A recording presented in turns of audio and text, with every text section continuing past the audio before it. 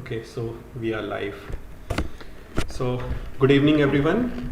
Welcome to our Monday evening talk on chronic illness and depression. And this talk has been possible with the help of our friends from OSS. And OSS is an organization that helps people find their true purpose in life and, at the same time taking care of each other. And you can know more about OSS at their website reachoss.org. They are going to turn into an NGO very soon, and they are doing very good work regarding mental health also. So I recommend I'll ask you to take a look at the website and look for further resources there. And with the help of OSS, we have Miss Purva with us, and she's an alumni of Neemhans, the prestigious institute in Bangalore, and she'll be helping us navigate our issues with depression and anxiety that come naturally with chronic illness. So what we'll do is we have a list of questions that we'll be discussing, and at the end, if you guys have any questions, you can send them in the comments and we'll try to answer them at the end if we have some time. So Suparna, I'll give it over to you. Hi Purva. Hi everyone. Hi. So, as we are discussing today about depression, so Purva, my first question is like, as people suffer from different sadness or emotions, like how do we understand that when we have depression? Since there is a difference between sadness and getting upset and depression. There's three different things. Can you please True. explain? Yeah, I think that's a very important and an apt question that you have asked. So it's really very important that we understand how to, exactly differentiate between these moments of sadness that we have in our lives as compared to how depression actually looks. So we all have situations in our lives wherein, we uh, feel really sad about something. There's, for example, there's probably some loss that we have had, or even minor things like not being able to clear a particular exam.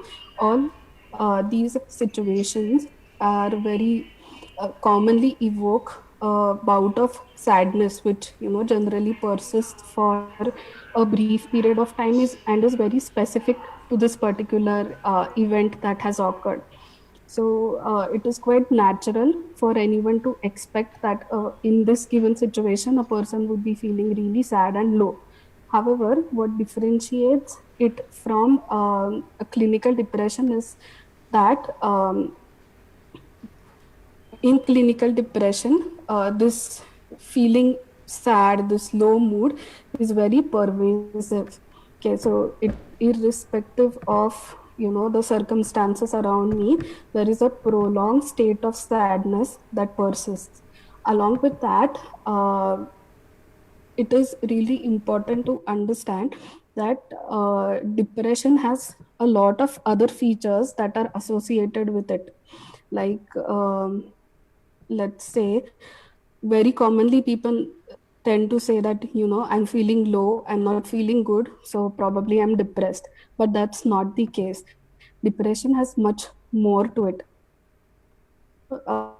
Often in depression, low mood is very commonly accompanied by loss of interest in activities, or to put it in a simpler word, people stop enjoying the things that they were enjoying earlier. So the tasks that they would give them pleasure, the tasks that they would make them happy, are no longer able to have that same effect on them. Along with that, there might also be increased fatigability, which means that even smaller tasks might make feel the person really drained, and lack of energy is something that is quite marked. So depression is not just about feeling low, feeling upset, but it has other components as well. Apart from these, there are several other clinical features. I think let's look at them one by one. So most often, which all of us know, and what we generally call is this negative thinking that generally comes with depression. So what happens is that the individual persistently has thoughts that are not quite helpful for him, and these thoughts revolve around certain specific themes. May it be guilt, that probably I should have done better, I should have taken better care of myself. Feelings of worthlessness, that I'm not worthy enough, I don't deserve things in my life. And there can also be thoughts that revolve around hopelessness, as in the person feels that there's nothing really good that's awaiting for him in the future. And there can also be helplessness, wherein the person might feel that, okay, whatever is going on right now with me is really really bad, and in no way am I able to control this situation, I'm not able to do anything for myself. So there is a very significant feeling that comes with all of these patterns of thinking in depression. Apart from that, something else that is very commonly observed is social withdrawal. So what happens is, when a person is feeling low, when a person is feeling really fatigued, is not able to uh, take part into things, he also tends to withdraw from the social circle around him. So you might notice that a person who was very actively engaging into even smaller social interactions, like making phone calls, having talking to people over messages, is not longer doing that. So they withdraw themselves from people around them, and it's like they kind of go into a shell, wherein they might end up locking themselves in the room, not talking to people even at home.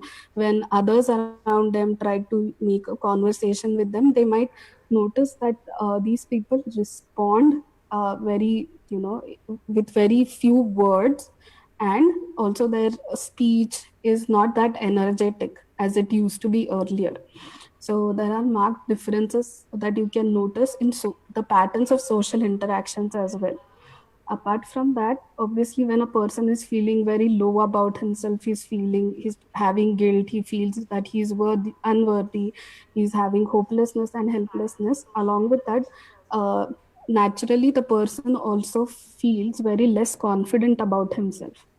So even the capabilities that he had earlier, he might not be able to see those, and he might not be able to hold that confidence in himself or herself, that I can still do this. So another important aspect that comes with depression is having difficulties in attention and concentration. So when you see these people engaging into tasks, you might be able to notice that they are not able to probably spend so much time into doing the task, because they are no longer able to hold their attention onto it. At times, this lack of attention span and concentration also brings in this difficulty in remembering things. So often you might see that the person is forgetting even minor things, as simple as what was the thing that the person did yesterday. Even smaller things like these seem very difficult for the person to remember when the depression goes on in its severe stages.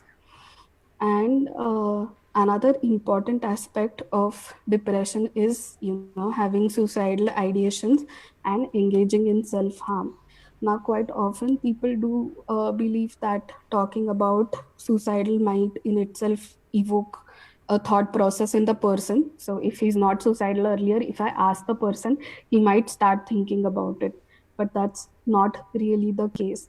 You can imagine, when a person is feeling guilty, he's angry with himself, he's feeling hopeless about himself, naturally to him in that particular situation, it might seem like ending his or her own life can be a good option. But which is not true. It's just that the person is not able to see that when he's suffering from depression. So understanding that and addressing that is also quite essential.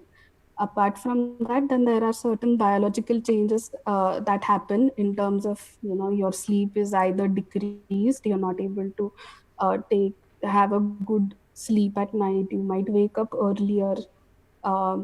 Then the opposite of it also happens in some people, wherein there is excessive sleep even throughout the day. So all of that comes from this lack of energy and lethargy that the person is having.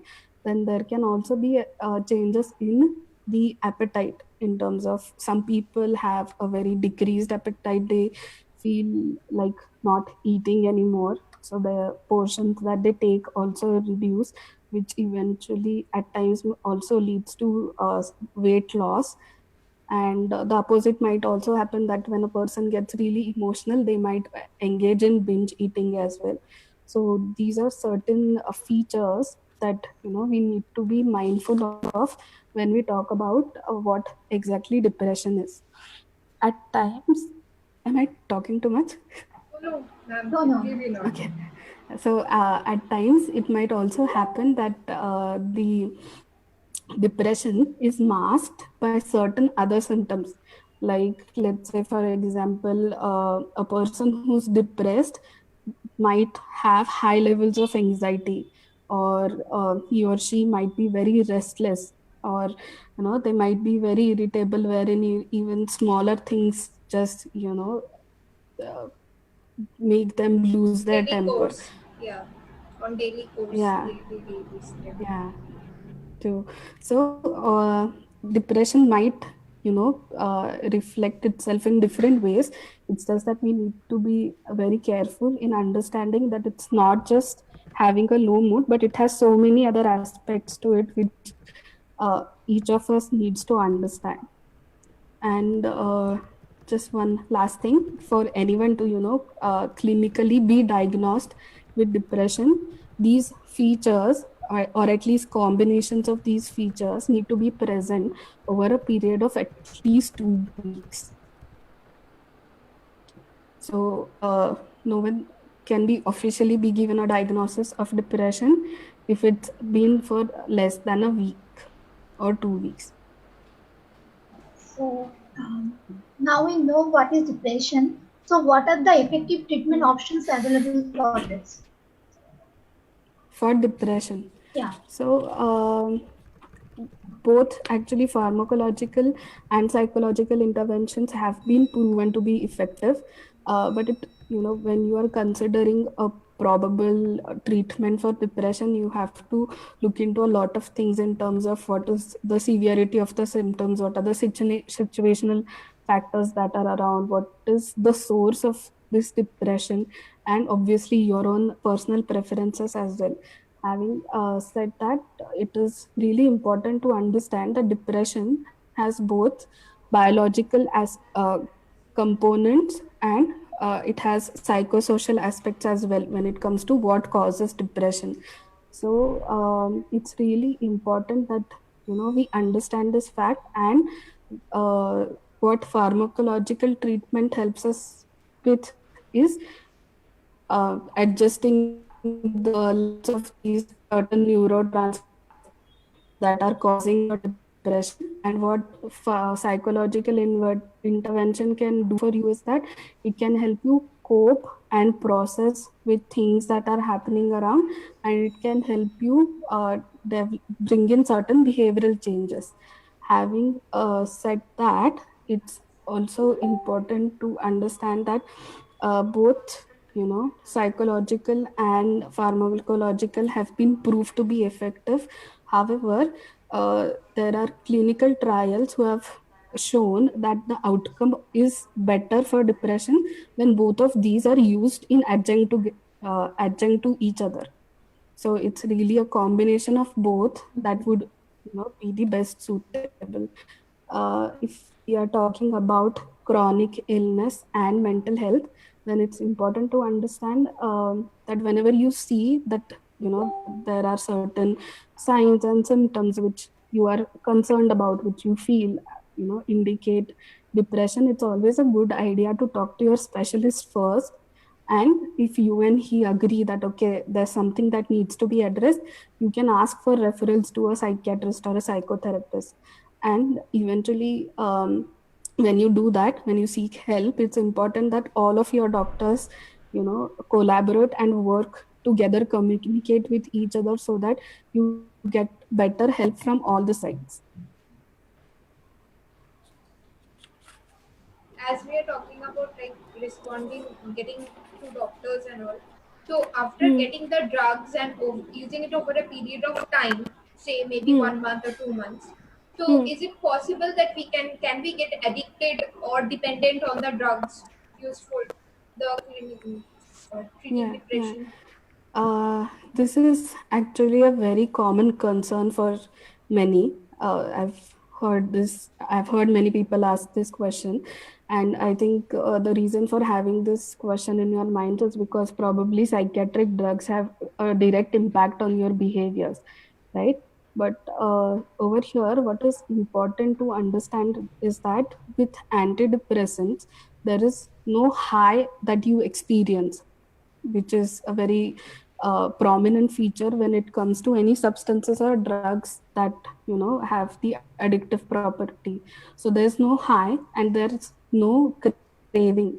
So in the literal sense, no, you cannot be addicted to antidepressants. But however, because these medicines target certain chemicals or neurotransmitters in your body depends on them to function in a particular way. But again, that doesn't mean that it's going to be addictive. That is the reason why all the psychiatric medicines, including antidepressants, are administered by psychiatrists with a close watch, so that they can know what medicine works for you, what suits best to you, what dosage is right for you, and they can alter it according to your state of mind. Eventually, once you are able to feel better, they also do taper them off slowly. So what happens is sometimes people do take psychiatric medicines, even antidepressants, and once they start feeling better, they just stop taking them on their own. So what happens by doing that is, because right now your body is has gotten used to taking a particular dosage, when you don't give it to your body, there are going to be certain signs that you might experience. But that doesn't mean that you are addicted to it.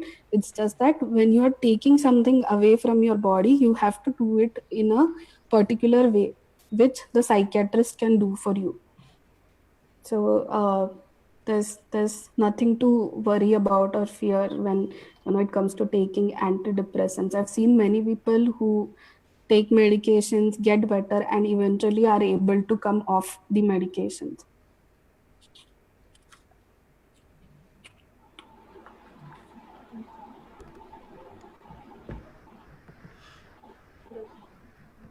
Hello? I can, yeah. Debolina's voice is not coming. Hello? Debolina? Hello. Yeah, you, So, hello.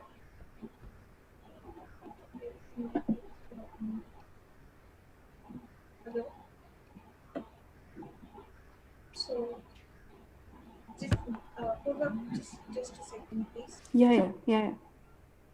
Evelina? Hello. I think there is some network issue on Suparna, continue. this side. I'll check Yeah. with Devolina. You continue. I think there's some problem, guys.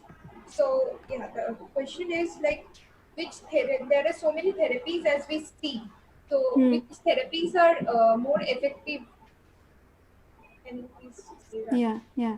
So again, important thing to remember here is that there is no one fit for all. Okay, so there are different therapies, as you said, but all these different therapies are based on different theoretical frameworks which explain human functioning in different ways.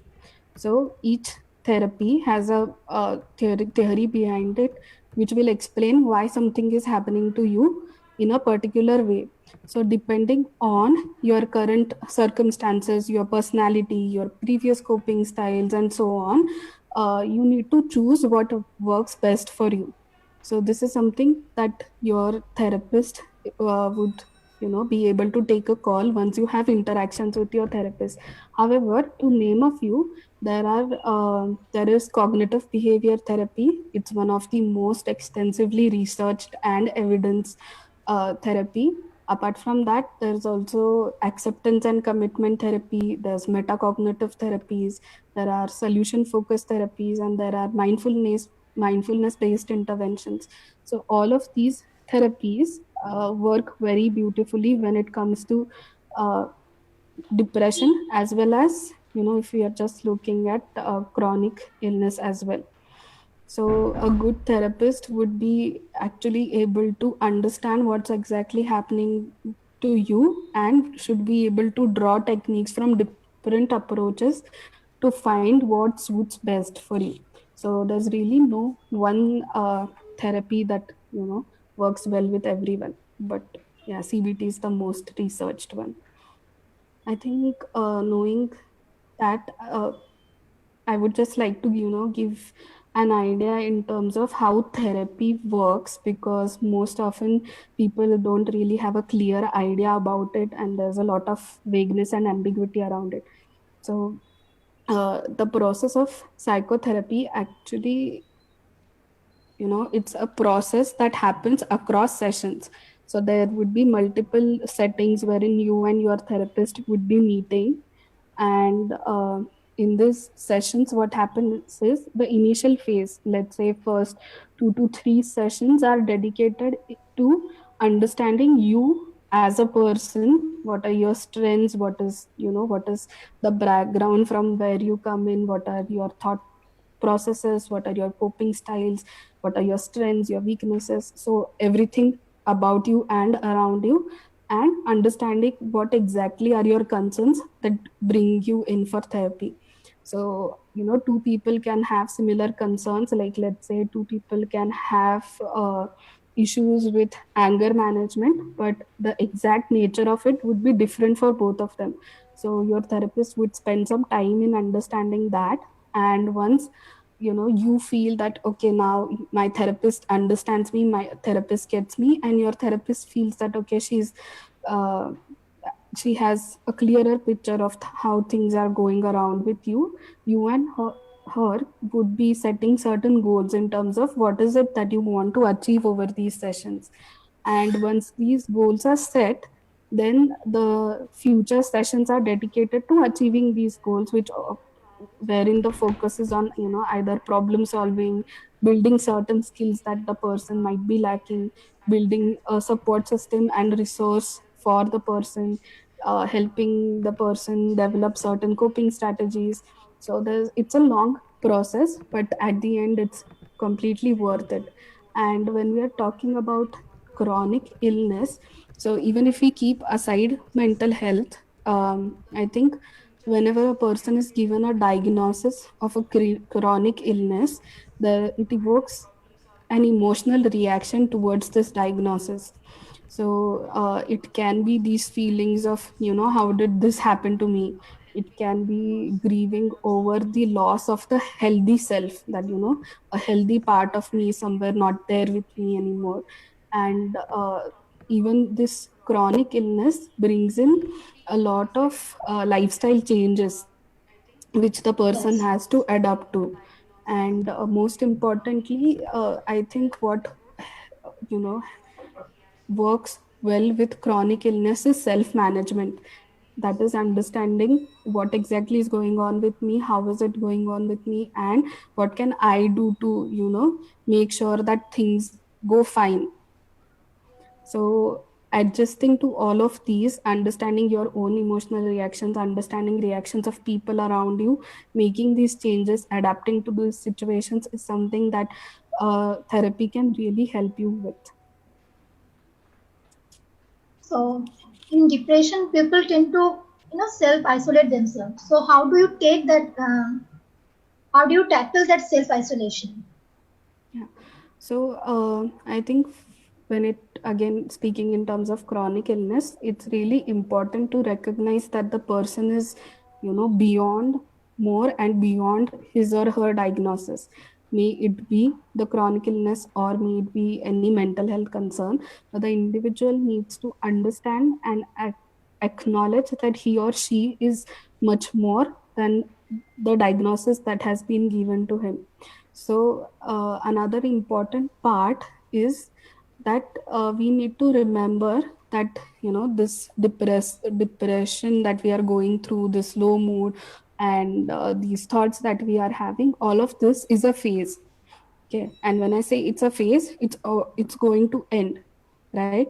But what we need to do is we need to understand that in order to make this process quick, in order to be able to get out of this quick, I have to put in efforts. So it might feel very exhausting, it might feel very tiring, it might feel like that I don't have the strength in me anymore. Despite that, we most often people are not able to appreciate what strength is still remaining in them. And once you try and once you start pushing yourself, you realize that there's a lot that you can do for yourself. So in these situations, a little bit of self talk is really very important. Okay, so you need to remember and understand that, okay, whatever I'm thinking right now, whatever I'm feeling right now, this is not me. Okay, this is not who I am, this is not how I do or deal with things. This is my depression that's probably talking. So I need to push through this and I need to find myself back. I need to get back into my, own self. So really pushing yourself through these situations uh, is something that is very important. Again, it's not very easy to do, and that is probably why you need to understand that uh, you need to reach out and you need to talk to people. May it be people around you or even mental health professionals. You need to reach out to them, and you don't have to win or you don't have to fight this battle all alone. So what you can, apart from this, like apart from reaching out, talking to people and the self talk, what you can do is you can try and push yourself to be surrounded by people you love. Having loved ones around, having people around really helps. It feels, it helps you feel calmer. So you can try doing that.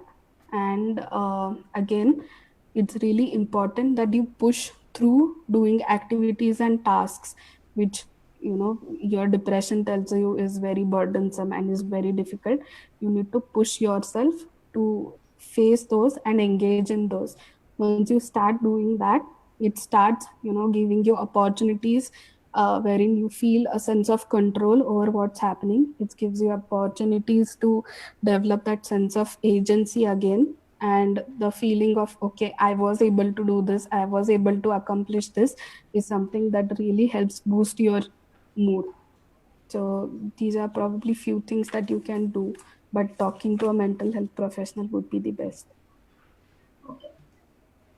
So, as you said, now, being in presence of loved ones or friends is an important thing in while in these phases of depression. But still, me, I am also an example. Like I suffer from a clinical depression for over a period of 5 years. So, as I have also seen, like related to other people, that being in place with loved one also, we are not able to express ourselves True. very well. Even so, how do we overcome that situation? Means I'm not able to do that. Yeah. No, I think I got what you want to ask. So I understand that when you are depressed, it's really hard for you to open up and share with others what's exactly going on inside you. Yeah. Most often, this thought also comes from not knowing how the other person will react, not knowing whether what you're thinking about is too trivial for the other person to understand. And most often, people really don't know how to respond to mental health concerns. So there is this attitude of always trying to fix things for others and making them feel better by showing them that, okay, this is not a big deal and this can be coped with. So all these reactions and all together make it really hard for us to, open up to someone and really speak about what's going on inside. But what you can do in these situations is that you, most importantly, first step would be to find the right person. Okay, so this can be anyone around you, from your family, from your friends, from your acquaintances, anyone you feel is the right person to talk to. Secondly, you can choose a mode of communication in terms of, it might find it difficult to go and talk to them face to face, but you can always write to them. So that can be a letter or an email. Message is not really a good idea, but a letter or a mail would do. So it really gives you space wherein, you can organize your thoughts, you can organize your feelings, and put across what you really want to convey.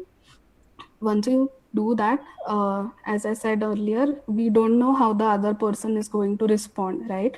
So that makes it even more harder for us to reach out to them. So to take care of this aspect, you can specify in your email or in your letter itself that what do you want them to do about it, how do you want them to respond to this. So this is not very ideal, and obviously, if you're talking to any mental health professional, they would be able to guide you through minute details of what exactly is holding you back. But this is something that you can try in general.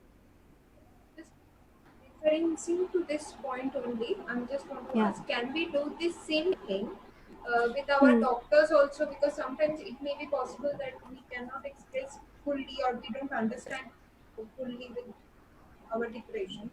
So can we do Yeah. this technique to with doctors also? Now each doctors have their preferred modes, but there's no harm in trying. It's not like they're going to tell you, please don't give me a paper or please don't email me, right? Am I So, audible? Yes. yeah. Yeah. And sometimes it's very difficult for family members also to understand, the depression. So, Hmm. how one can cope with depression if their family don't understand? Yeah, true. So, I think again, this is a concern for many people that, whatever they are suffering through, people around them are not really able to understand what's happening and help them move through this process. So, what is important here is to first acknowledge and understand that, okay, as your family members, they are also going to have a reaction to, a emotional reaction to whatever is happening to you. Okay, so at times there is also this guilt that comes into play. There is this sense of personal failure that, they didn't probably take care of you very well, or they did something wrong for you. So when they get lost in all of these feelings and these emotional reactions, they might not be in a better place to respond to you the way you want, right? So again, they would go into this mode of, trying to identify what worked for me, and you can also try the same thing. So what you can do is, you need to it's really important that you involve somebody into this process. So there can be some mediator who understands you and your family, and who can help, help both of you function around this in a healthier way. So you can discuss this with your doctors, you can discuss this with your therapist, and they might play a very important and crucial role in making your family understand what's happening with you, educate them about overall, the illness, the diagnosis, how things might be, what to expect, what not to expect. So basically building a safe space for you even at home. So, involving someone in this process, especially if it's your doctor or your therapist, that would be the most ideal. So now, if the alternative happens, if we find other people they are in depression or the symptoms as you said in the first place in the beginning, so how do we reach out to Hmm. them as support? Yeah. So, whenever a person is depressed, most often, as we talked about earlier, they tend to go into a shell wherein they isolate themselves from others. So whenever you notice that a person is probably not engaging into things that he or she was doing earlier, if he's not if you see any other signs and symptoms that we talked about, you need to make sure that you reach out to the person than waiting for the person to reach out to you, because in depression reaching out to someone else is going to be really hard.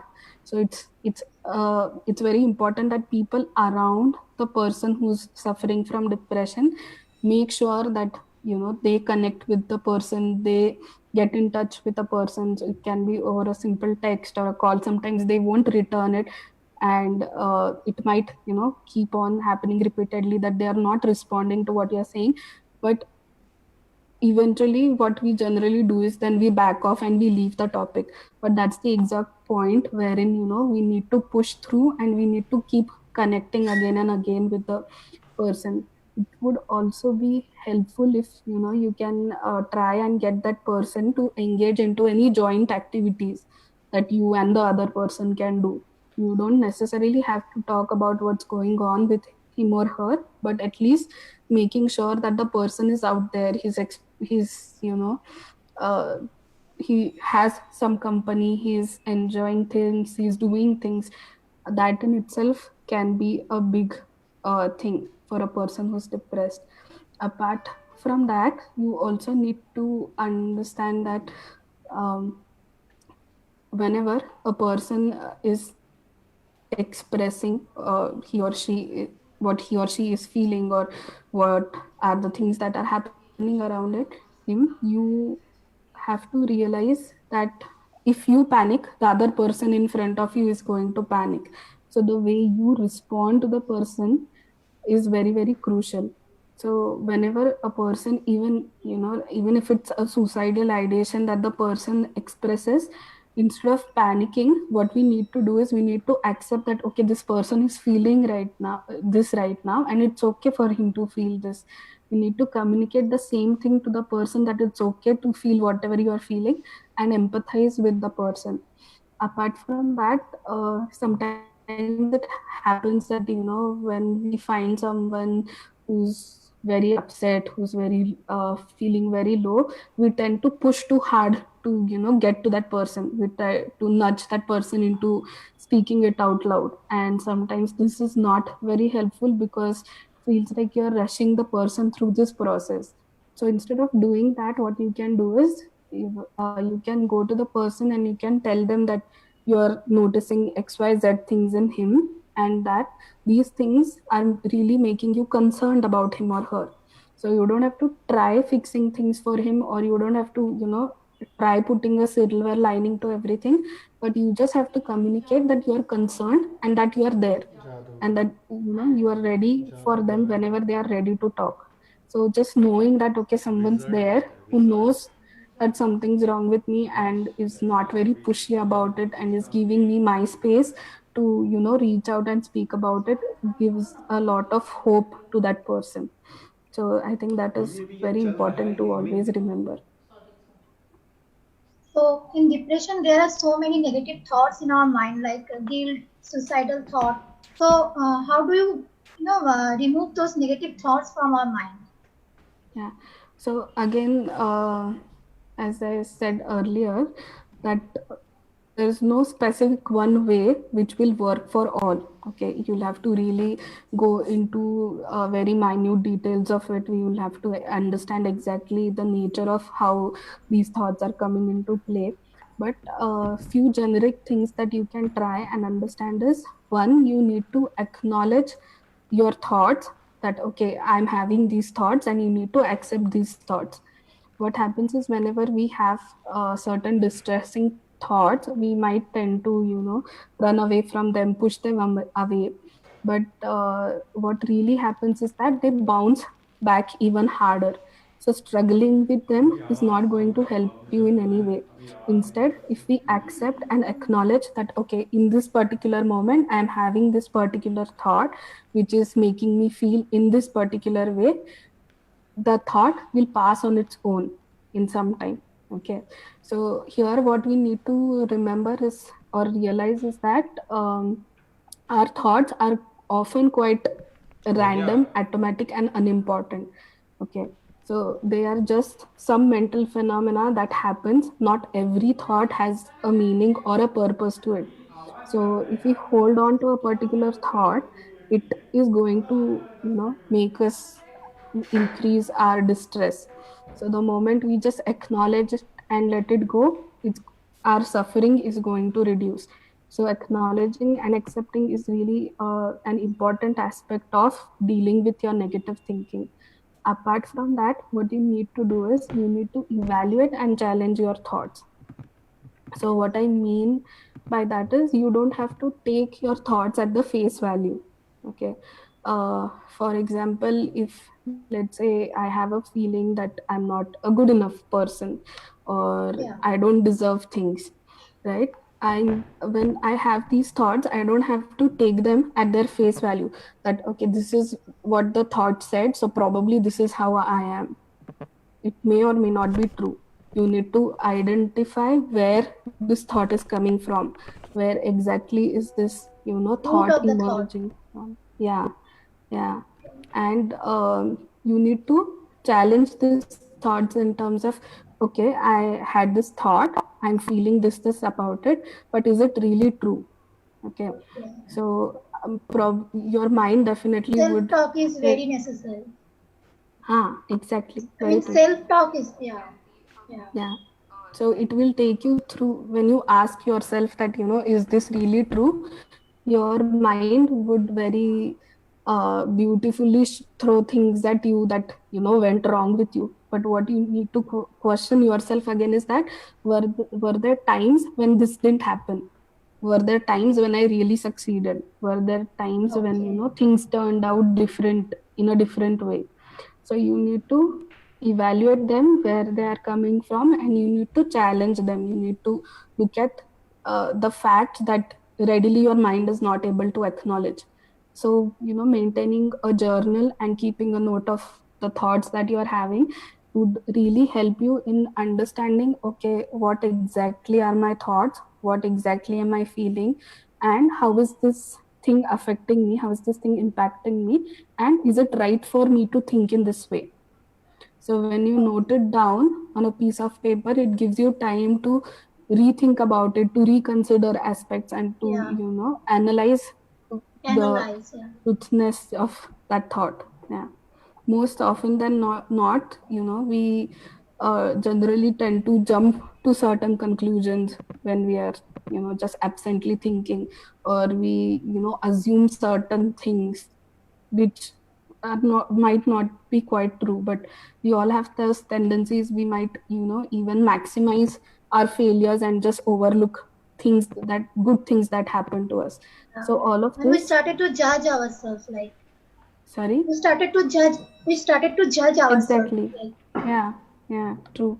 It does happen that, we every thought or every aspect of ours, we try to put that into one particular category. Okay, is this good? Is this bad? Is it, helpful? Is it not helpful?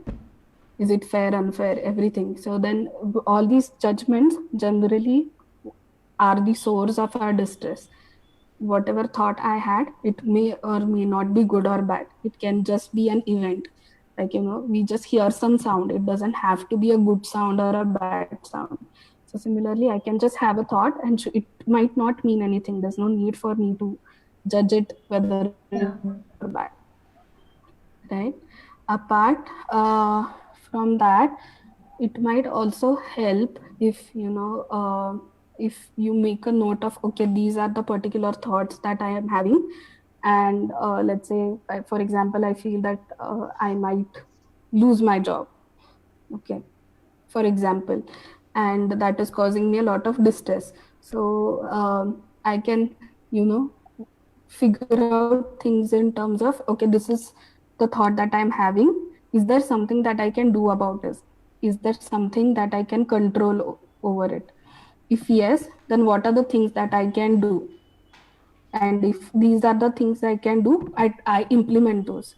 But if no, I have no control over it, then it doesn't make sense for me to spend so much time thinking about it, right? So, Yeah. trying to figure out what you can do or what you cannot do at times when you're worrying would be really helpful. Another thing that generally helps people is, postponing your worries. Let's say it quite often happens that people keep worrying about the same thing over the entire day. It Worrying in itself is, very helpful because it helps us to plan things, to make sure that things fall into place. So worry has a very helpful attribute and quality to it, but when it gets excessive, it's not quite healthy. Am I audible? Yes, Purva, you are Ah, audible yeah. clearly. Okay. So at these times, what you can do is you can remind yourself that, okay, this is something that probably I need to take care of, but I'll do it at this particular time of the day. So you can set aside a time so that you can really worry about things that are to be taken care of, but it doesn't take your entire day up. Yeah, I And think actually this suggestion was given to us before also, like to set a time and then worry about is things. it Yeah, it really helps. It works wonderfully. It sounds very stupid, but it does help. Also, one Yeah. thing is like people tell ki you read motivational books, yeah, self-help books. Does Hmm. that really help? Like when you are lacking concentration in doing Hmm. minimal daily course in life, be it Hmm. studying. So does Hmm. that really help in doing, in in It's forgetting or postponing the thoughts? postponing the thoughts. Uh, it helps some people. It doesn't work for others. It's really something that you'll have to figure out, if it's working for you or not. But at these times wherein you feel that there are lots of thoughts that are coming to you, and right now these are not very important for me, I don't need these thoughts for me, I'm into the same loop again and again. We get this realization, but then we are not able to stop that train of thoughts, right? So in those moments, what you can do is, whenever you have thoughts, what is basically happening is it's taking up some space in your mind, right? So whenever you want to get rid of these thoughts, you need to have a substitute or a replacement for the space in your mind. So engaging into very minute and untiring tasks, like just simply counting the number of tiles that are there, or simply counting the number of red things that I see around me, or the number of squared things that I see, etc. So very basic tasks that do not need any mental effort. If you try engaging in that, this thought process is somewhere stopped and pushed aside. So then once you're done with this counting, you will be again able to focus on the task at hand. This is a very simple and a very tiny thing, but it helps a lot of people. So, Okay. if we take medication for depression, so if we stop this medication, is there any chance of withdrawal syndrome? If you stop it on your own without without any consultation with your psychiatrist, you might find some difficulties. But if it's done by your psychiatrist, then that wouldn't be an issue, because they taper it off slowly. So Okay. with each consultation, they'll slowly adjust the doses, mild it down, and then eventually you'll be able to stop. So, Purva, we have a couple of questions from people. So, one Yeah. is related to this medication. So, is there a minimum period or a dosage that a person has to take? There's no fixed dosage or a minimum duration. It actually depends on what exactly are your symptoms, how severe are your symptoms, for how long have you been experiencing these symptoms. So, and obviously your own health as well, like if there are any other medical conditions, and so there are a lot of different types of antidepressants. So your psychiatrist would have to take a call in considering all of these aspects. So there's no really Okay. one duration or a Okay, dosage. and we have one question. It's like, so uh, it's about, let's say that, I have a dispute with my doctor whether or not I have depression. Hmm. So Yeah. I think I don't have, but my doctor says I have. So, Hmm.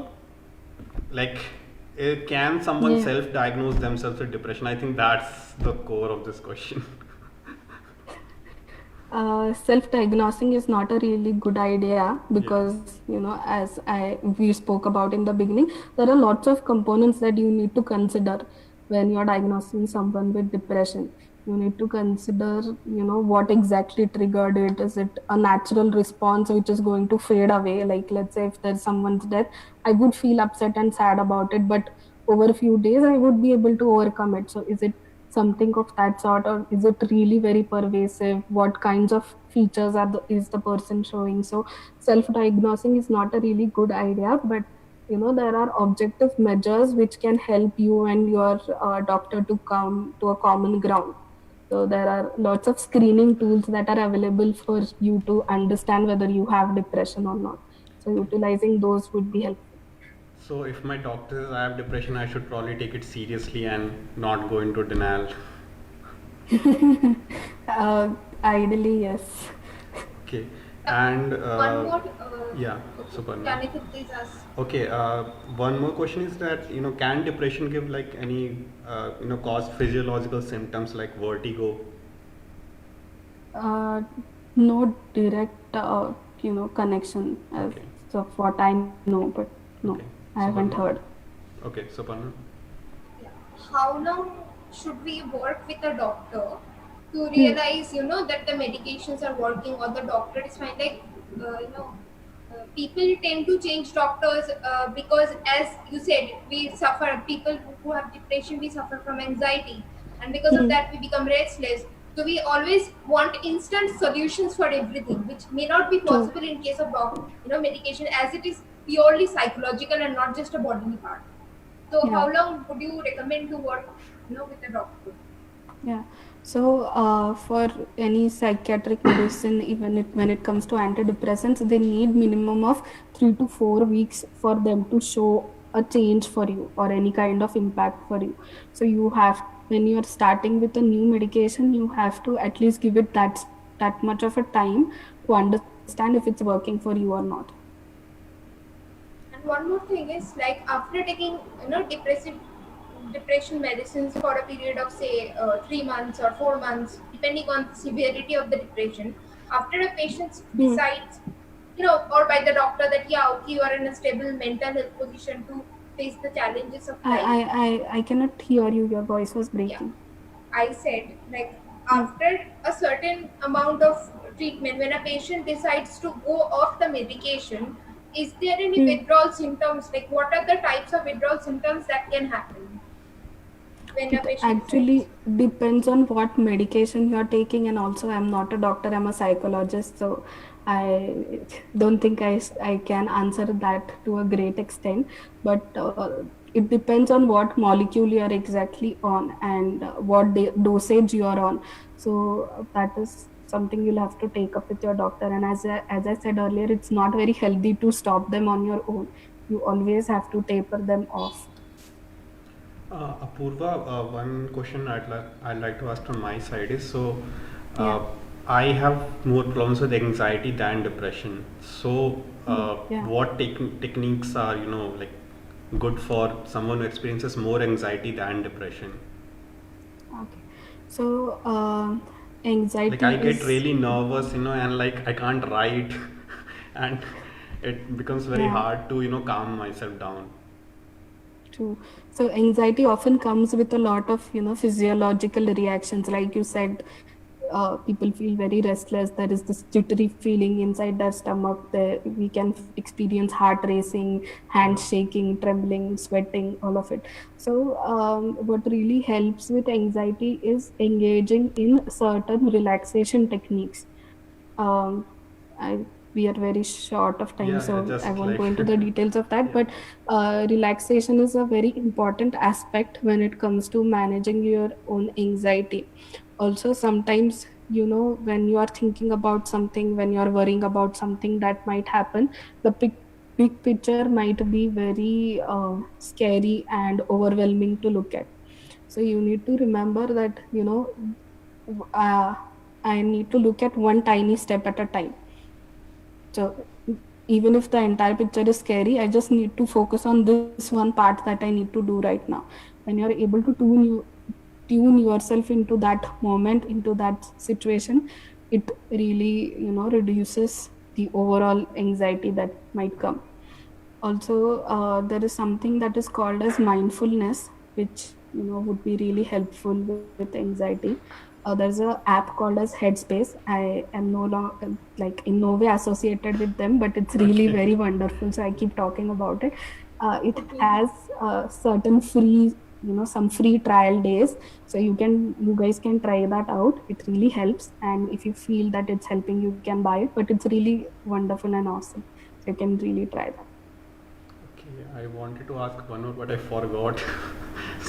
Yeah, I have another Okay. question. I think Yeah. it's the last one from my side. Like, does any kind of yoga or exercises help, especially yoga? As Yeah. They do. Both actually, yoga and exercise, both really are very helpful when it comes to mental health. Even if we are talking especially about depression, because whenever you are active, you are doing those exercises. The, there are certain hormones and chemicals that are released in your body, so they which have a direct impact on your mood as well. So it's really helpful if you can engage into physical activities. Okay, yeah, Purva. So, last question from my side. Does Yeah. CBT help with depression or anxiety? It does, yes.